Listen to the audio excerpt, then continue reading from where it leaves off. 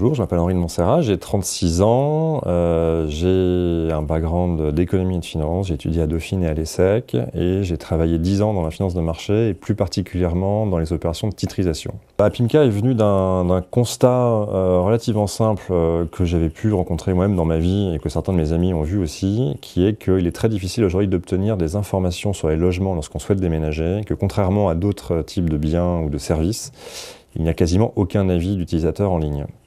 Donc l'idée pour nous était de créer une plateforme qui permette à n'importe qui de déposer un avis sur son logement, soit lorsqu'il le quitte, soit lorsqu'il est dedans, peu importe. Donc sur son appartement, son immeuble et son quartier pour informer les futurs habitants de leur probable cadre de vie. Exactement, alors location ou achat, parce que la question se pose à la fois quand on achète et quand on loue. Ça se pose d'ailleurs plus quand on achète parce que l'investissement financier est quand même plus conséquent. Mais également la location, on a envie de savoir notamment si les voisins sont calmes, pas trop bruyants, si la rue est agréable, si les écoles du quartier sont bien, si les commerces sont, enfin si la rue est animée, si les commerces sont complets, etc. Alors on a effectivement créé Apimca en 2015, on a lancé une version, la V1 du site internet en mai 2016.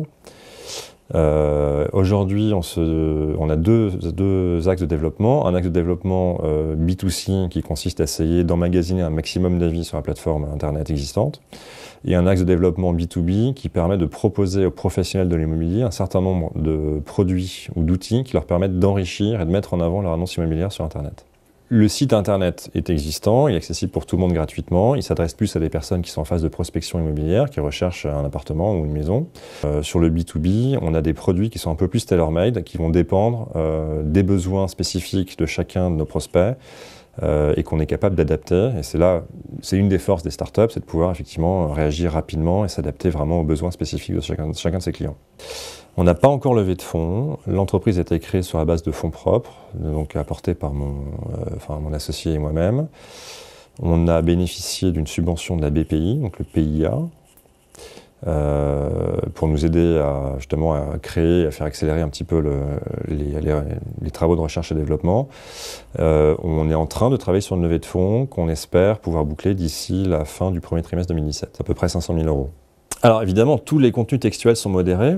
C'est-à-dire que dès que vous ajoutez quelque chose, un manuscrit, un texte, c'est modéré. Les notes qui sont déposées sans texte ne sont pas modérées, néanmoins on a des algorithmes qui sont capables de vérifier la cohérence d'une notation. Donc c'est dire deux choses, c'est-à-dire que si jamais vous rentrez un avis, vous attribuez des notes complètement au hasard, on sera capable de dire que les notes ont été attribuées au hasard, parce qu'il y a quand même des questions qui permettent de synthétiser les questions précédentes et donc de voir s'il y a une sorte de cohérence dans le processus de dépôt d'avis. Par ailleurs, donc, il y a une modération humaine sur tout ce qui est textuel. Et enfin, il y a également ce qu'on appelle un droit de réponse qui permet à tous les propriétaires d'ajouter des éléments qui viendraient potentiellement contredire des avis qui ont été déposés par des locataires insatisfaits. Donc, je prends un exemple. J'ai quitté mon logement il y a un mois. Je dépose un avis en expliquant qu'il faisait très froid l'hiver et que le chauffage fonctionnait très mal. Le propriétaire voit mon avis. Entre-temps, a effectué des travaux de rénovation, donc a changé la chaudière ou a changé les fenêtres.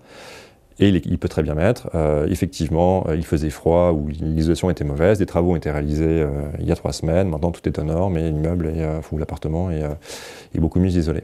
Donc ça permet non pas de supprimer un avis frauduleux, mais d'ajouter une information additionnelle qui fasse en sorte que l'avis soit toujours en fait à jour. Et donc ce qui est évidemment une information importante pour les futurs habitants. À mon avis, il ne faut pas se braquer sur une idée de base, en disant que cette idée est géniale et qu'il ne faut pas y toucher et que de toute façon, l'idée c'est de pouvoir se dire que on puisse changer de fusil d'épaule assez rapidement en fonction de ce que demande le marché tout simplement. Il n'y a rien de pire que de vouloir continuer dans une idée qui ne mène à rien. Est-ce que ça va devenir le TripAdvisor de l'immobilier résidentiel? Certainement. C'est pour ça que j'invite toutes les personnes qui nous regardent à déposer un avis sur leur appartement, leur immeuble, leur quartier et à faire connaître le site autour d'eux. Vous disiez un bruit